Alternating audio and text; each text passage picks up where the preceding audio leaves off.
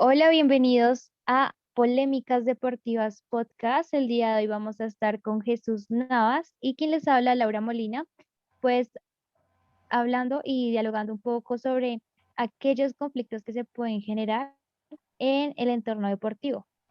Entonces, como bien sabemos, el conflicto es una situación que se puede generar en nuestra vida cotidiana y también, pues no es de menos que se genere en el deporte. Por aquí tenemos una definición de lo que vendría siendo conflicto y básicamente es una situación que genera un enfrentamiento entre dos o más personas que les supone una dificultad de funcionamiento y les provoca una sensación de malestar y tensión emocional. Entonces, bueno, le vamos a dar la palabra acá a Jesús para que nos cuente qué más vamos a hablar en este podcast. Hola, muy buenas a todos. Bueno, pues agradecer a Laura por el espacio que vamos a tener hoy acá, hablando un poco de estos temas de los conflictos y demás en nuestro podcast Polémicas Deportivas. Eh, bueno, hacer ahí la aclaración de que muchas veces los conflictos no necesariamente tienen que ser entre dos personas, sino incluso pueden haber conflictos de tipo intrapersonal en la cual la persona dentro de sí entra en un conflicto consigo mismo, ya sea por eh, alguna actividad que no pueda realizar, por sentirse capaz de realizar alguna cosa que le genere placer o que desee realizar. Pero para lo que tenemos hoy, si va a ser un conflicto entre dos o más partes, entonces el tema de hoy va a ser el racismo en el deporte, que al igual que Laura vamos a empezar definiendo el racismo. Y bueno, según el diccionario de la Real Academia Española, el racismo es la exacerbación del sentido racial de un grupo étnico que suele motivar la discriminación o persecución de otro u otros con los que convive y que habitualmente causa discriminación o persecución contra otros grupos étnicos. De esta definición podemos hacer un pequeño, por así decirlo, resumen y resumirlo en esta pequeña parte que dice causa discriminación o persecución contra otros grupos. Y básicamente el racismo es esa situación en la cual eh, una persona decide agredir a otra, ya sea por su raza, su color de piel, su etnia o su cultura, ¿vale? Entonces vamos a tener que en el deporte los casos de racismo pueden variar, hay de muchos tipos. En primer lugar, vamos a tener la emisión de sonidos simiescos contra jugadores negros. ¿Qué quiere decir esto? Que los hinchas o fanáticos deciden imitar simios, sí, realizando sonidos con el fin de ofender a los jugadores y que normalmente pues logran su cometido, logrando que los deportistas pierdan su concentración, que bajen su nivel, que se concentren en otras cosas, que se dejen llevar por la ira. Entonces, eh, normalmente se dan en los deportes y lo hacen los hinchas de mala fe con ese objetivo de desconcentrar a los deportistas. En segundo lugar, tenemos otro ejemplo que son los cánticos antisemitas, los cuales eh, normalmente se dan en el fútbol, en este caso en el fútbol europeo, donde los hinchas rivales cantan, ¿sí? Cánticos en los cuales hacen alusión a los judíos, pues haciendo lo que vendría siendo como discriminar pues a este grupo étnico, ¿vale? Entonces ya, Laura, para ti, este símbolo racista, ¿podrías explicarnos pues a qué hacemos referencia? ¿Cómo sería este como tercer forma de racismo en el deporte?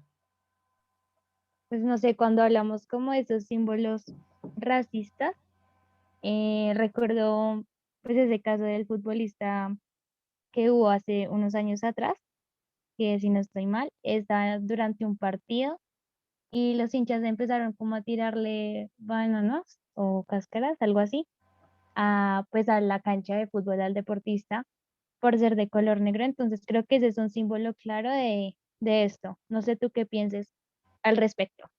Sí, claro, me parece que, o sea, el hecho de tirar un banano, ya con eso estás dejando muy claro lo que tú quieres decir, y es tratar de ofender a esa persona por su color de piel, haciendo esa comparación con eh, un simio, un mono, eh, y buscando exactamente lo que decíamos anteriormente, que es la desconcentración del jugador, que para ese caso que dices tú, sucedió con el jugador Dani Alves, en el cual se lo tomó de una muy buena manera y dejó a estas personas eh, digamos que mal paradas, porque en vez de molestarse de hacer algo, toma el banano, le da un mordisco y lo deja a un lado de la cancha. Entonces pienso que ese es un símbolo racista que es un claro ejemplo de lo que estamos hablando. Claro, Eh, y sí, dime. qué pena ahí.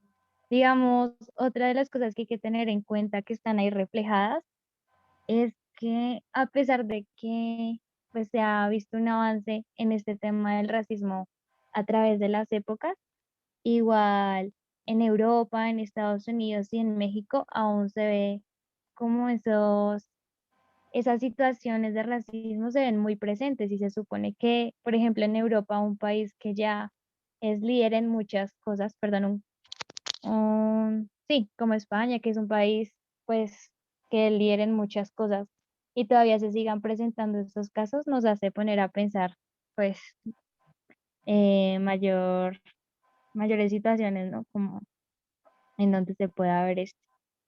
Sí, bueno, yo pienso que la principal razón de esto, además, pues, teniendo en cuenta que son países de primer mundo y lo que dices tú es muy, muy coherente. Pues al ser países de primer mundo se supondrían que esto no debería estar pasando ya y más en estas épocas, pero una de las problemáticas es que por lo general en estos países las personas afrodescendientes o bueno de color negro, sin ser despectivo, no son muy bien vistas porque la cultura de ellos es más de tipo europeo, que es el estereotipo, por así decirlo, de ellos, que es la típica persona alta, rubia, ojos verdes. ¿Sí? En México es muy extraño que siga sucediendo esto porque digamos que allá sí sería un poco más fácil ver personas de color, mientras que en Europa y en Estados Unidos eso es como la discriminación, ¿sí? Aquí en Colombia no sucede eso porque tenemos una cultura muy, muy rica, muy variada, en la cual incluso hay regiones completas de nuestro país en la cual eh, la cultura afrodescendiente es muy, muy fuerte. Claro, y respecto a eso lo que dices de Colombia, incluso aún siendo país en el que hay tanta diversidad cultural, a veces se presentan estos casos de discriminación, de pronto no solo como por el color de piel, sino también por otros factores. Sí, sí, exacto. Pero bueno, Laura, te cuento, hablando de todo esto que ya dijimos, tenemos un caso en particular, un caso muy especial que sucedió en la Premier League. Sí, esto fue en el año 2015 y es el siguiente, el incidente entre Luis Suárez y Patrice Evra. En este tiempo, Luis Suárez, jugador del Liverpool, y Patrice Evra, jugador del Manchester United. Bueno, este incidente de abuso racial entre el jugador uruguayo del Liverpool, Luis Suárez, y el jugador francés del Manchester United, Patrice Evra, sucedió exactamente el 15 de octubre del 2011, perdón, ya he dicho 2015, corrijo ahí, en la cual Luis Suárez arremetió contra Patrice Evra llamándolo negro en repetidas ocasiones. ¿Recuerdas tal vez algo de esto, Laura? ¿Tienes algún dato más que nos puedas dar? No, de hecho, ahí con lo que nos estás diciendo, tengo entendido que durante el partido, en- como tú venías diciendo, lo que hace Luis Suárez es estarle diciendo constantemente la palabra negro, negro a Patrice. Entonces, imagínate qué incómoda situación de que te estén pues llamando negro en un partido donde hay muchos otros, por decirlo así, sentimientos durante el juego. O sea, debe ser muy incómodo esa situación que se le presentó a Patrick. Sí, claro, y bueno, además otra de las cosas que es muy curiosa es que, bueno, Patrice Evra decidió denunciar este caso ante pues, la Federación Inglesa de Fútbol y demás, y esto trajo unas consecuencias muy graves que se fueron mucho más allá de la cancha, en la cual hinchas del Liverpool decidieron amenazarlo de muerte. eh, Todo esto por arremeter contra el jugador uruguayo, denunciando públicamente estos actos de racismo, y que precisamente lo que decíamos anteriormente, para la época, en el fútbol había mucho racismo, pero los jugadores no eran escuchados. Y algo positivo que ha tenido la evolución del fútbol a lo largo de los años es que el racismo se ha vuelto una problemática global, ¿sí? O sea, no solamente en el fútbol latino, sino también en el fútbol europeo, en el fútbol de todo el mundo.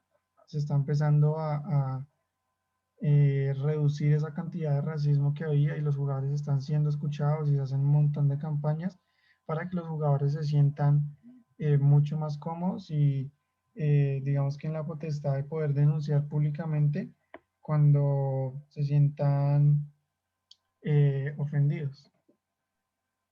Sí, claro, como decías, después de que obviamente pasó ese momento incómodo en ese partido, que es lo que toma la decisión el jugador Patrick, es pues obviamente hacer su denuncia y está en todo su derecho y muy bien hecho, ya que es un caso pues que genera mucha polémica y es un caso claro de discriminación. Ya lo que se viene después pues para este jugador es que creería que los fanáticos se toman como tan en serio esa situación que empiezan a llegar amenazas a él y a su familia, pues amenazas claramente de muerte. Entonces obviamente fueron como lo que él decía, que fueron algunos meses complicados en los que constantemente siempre le estaban llegando amenazas de muerte y que aún así pues él no tenía miedo, pero pues su familia obviamente sí siempre tuvo como ese miedo inconstante durante ese proceso mientras que se quedaba ahí quieto. Sí, claro, yo pienso que pues eso es lo complicado de un tipo de agresión racista como lo es esta. Pero bueno, Laura, nos dijeron que tenías acá algo muy interesante, y es cómo pasó el conflicto, dividido en exactamente 5 fases, ¿sí? De cómo se originan los conflictos y cada uno de los pasos que se dieron durante pues este incidente. Claro que sí, pues como lo veníamos hablando, entonces ese momento en el que Luis llama, dice la palabra negro a su rival, ese sería la fase uno, la fase de origen, donde se inicia el problema. Ya luego entramos a lo que sería la fase 2 cuando no se da esa solución o no se pone atención a ese conflicto que se generó, o sea, el árbitro dejó pasar eso, no decidió parar el partido ni nada de eso, sino que siguió el juego común y corriente. Entonces, aquí ya es la fase en donde empiezan a llegarle las amenazas de muerte a este jugador debido a lo que pasó. Luego entramos a una fase 3 en donde básicamente es como una etapa difícil para Patrick, ya que son 2 meses en los que no se le soluciona pues ese conflicto y donde está recibiendo constantemente amenazas, pues ya sea de hinchas o diferentes personas. Entramos después a una fase 4 en donde pues por lo general en estas fases lo que se realiza es una negociación, pero en este caso en específico nunca hubo una negociación, ya que Luis Suárez nunca aceptó pues ese conflicto, no aceptó lo que había pasado y el club, el Liverpool, estuvo siempre apoyando a Luis y dijo que pues eso no había pasado y que estaban apoyando al jugador. Entonces, al final, en la fase 5 lo que se hace es dar una resolución pues al conflicto. La resolución se da por parte de la Asociación de Fútbol de Inglaterra, en donde se decide dar una sanción con 8 partidos para Luis Suárez y pues esa es la decisión final que se toma.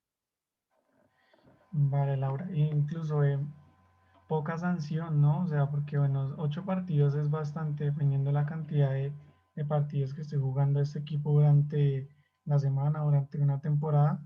Pero bueno, ya vamos a ver más adelante algunas como soluciones que vamos a plantear para este tipo de casos, que las sanciones deberían ser un poco más duras con el objetivo de que esto no siga pasando en el fútbol.